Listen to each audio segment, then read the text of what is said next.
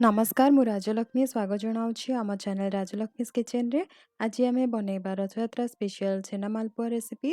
Video start करने आगु जदि आपण चैनल रे नुआ तो प्लीज चैनल को सब्सक्राइब करदेबे एवं पाखरे थिबा बेल आइकन को प्रेस करने को भूलेबेनी वीडियो नोटिफिकेशन प्रथमे पाइबा पई। तो चलंतु स्टार्ट करबा आज रो वीडियो।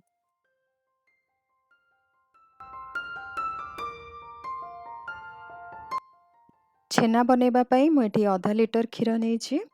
तापरे गोटे पैन रे आमे क्षीर को एमिति गरम करबा।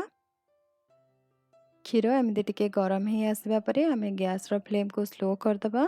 मुठी भिनेगार यूज करिछि क्षीर छिड़ेबा आपण लेंबू जूस भी नहीं पारे। तापरे गोटे चामच भिनेगार संगे गोटे चामच पानी मिसेकी आमे क्षीर संगे मिसेबा। नहले आपन को जेतिक भिनेगार दरकार आपण नहीं पारे। तापरे आमे क्षीर को एमिति भलसे छिड़ीबा पई छाड़ी दबा। देखंतु क्षीर भलसे छिड़ी जाइछि, छेना और पानी पूरा अलगा ही जाइछि। एबे आमे छेना को छाणी दबा। ताकू किछि समय एमिति रखिदेबा तो एक्स्ट्रा पानी सब सेथरो बाहरी जिवो। तापरे छेना को आमे गोटे ग्राइंडिंग जार रे 3 रु 4 थर पई ग्राइंड करबा। ताकू बेसी ग्राइंड करबानी, आपण चाहिले हाथ रे भी छेना को गुंड गुंड करि परिबे।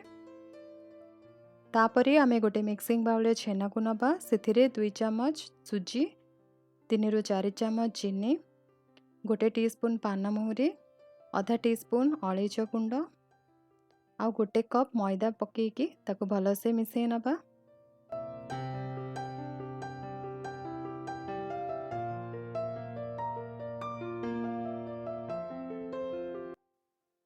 तापरे सेथिरे अल्प अल्प करिकी सिजा क्षीर देकी भलसे मिसई नबा।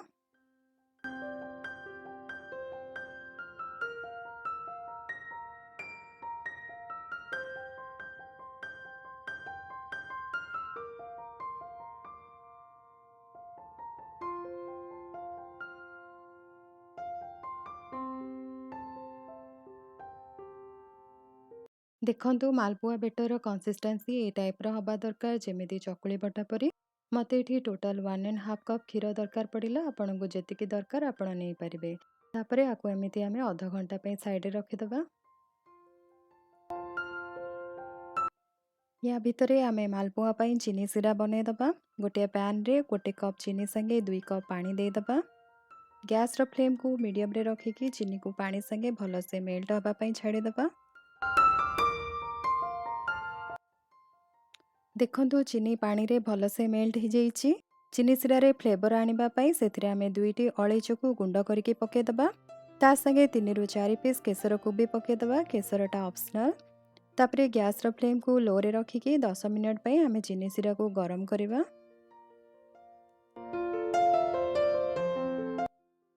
10 मिनिट परे देखंतु मालपुआ पई चीनी सिरा रेडी जाइछि। चीनी सिरा हार्ड न हबा पई सेथिरे 2 रु 3 ड्रॉप लेंबू जूस पके दबा। मालपुआ बनेबा पई हमको पतला चीनी सिरा दरकार। तापरे आको आमे साइड रे रखि। तापरे मालपुआ को छाणिबा पई गोटे पैन रे आधा घी और आधा तेल को पकेकी भलसे गरम करबा। तेल भलसे गरम ही आसबा परे गैस रो फ्लेम को लो मीडियम रे रखिकी बनैथिबा मालपुआ बेटर को सेथिरे केयरफुली पके दबा। मालपुआ को आमे लो मीडियम हिट रे रखिकी फ्राए करबा। तो मालपुआर भीतर पटटा भलसे फ्राए हबो। मालपुआ भी हमर क्रिस्पी हबो। किछि समय परे देखंतु मालपुआर गोटे साइड गोल्डन ब्राउन ही जाइछि। तापरे ताको केयरफुली उल्टेकी आर पट को भी एमिति गोल्डन ब्राउन हबा जाय भलसे फ्राए करबा।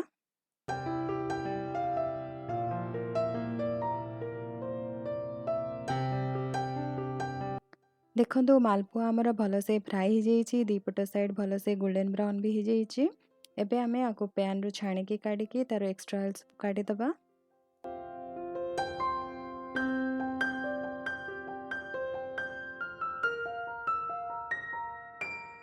बाकी मालपुआ बेटर को भी एमिति फ्राए कर दबा।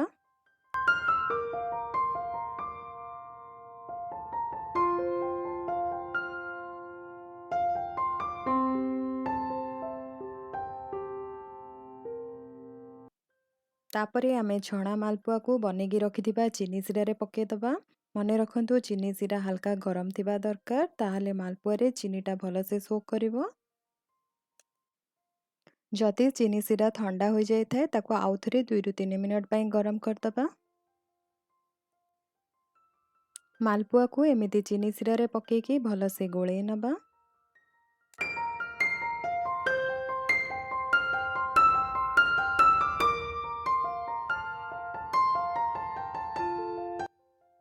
ତାପରେ ମାଲପୁଆକୁ ଆମେ ଏମିତି ଗୋଟେ ଚଉଡ଼ା ପ୍ୟାନରେ ରଖିକି ସେଥିରେ ଚିନି ଶିରାକୁ ଉପରେ ପକାଇଦେବା। ୟାକୁ କିଛି ସମୟ ପାଇଁ ଏମିତି ଛାଡ଼ିଦେବା ତ ମାଲପୁଆରେ ଚିନିଟା ଭଲସେ ସୋକ୍ ହେଇଯିବ। ଦେଖନ୍ତୁ ଆମର ଛେନା ମାଲପୁଆ ରେଡ଼ି ହେଇଯାଇଛି। ତାକୁ ଗୋଟେ ସର୍ଭିଂ ପ୍ଲେଟ୍ରେ ସର୍ଭ କରିକି ଏମିତି ଟିକେ ସଜେଇଦେବା। ଦେଖନ୍ତୁ ଛେନା ମାଲପୁଆ କେତେ ଟେଷ୍ଟି ଆଉ କେତେ ସୁନ୍ଦର ଦେଖାଯାଉଛି। ଆପଣ ମୋର এই ଭିଡ଼ିଓ ଦେଖି এই ରେସିପି ନିଶ୍ଚୟ ଟ୍ରାଏ କରନ୍ତୁ ଆଉ ମୋତେ ଫିଡବ୍ୟାକ୍ କମେଣ୍ଟ ସେକ୍ସନରେ ଲେଖିକି ଜଣାନ୍ତୁ। ଆଶା କରୁଛି ଆଜିର ଭିଡ଼ିଓ ଆପଣଙ୍କୁ ପସନ୍ଦ ଆସିଥିବ। ପସନ୍ଦ ଆସିଥିଲେ ଭିଡ଼ିଓରେ ଲାଇକ୍ କମେଣ୍ଟ ଆଉ ସେୟାର କରିବାକୁ ବିଲକୁଲ ଭୁଲିବେନି। ପୁଣି ଦେଖା ହେବ ଏକ ନୂଆ ରେସିପି ସାଙ୍ଗେ। ରହୁଛି, ନମସ୍କାର।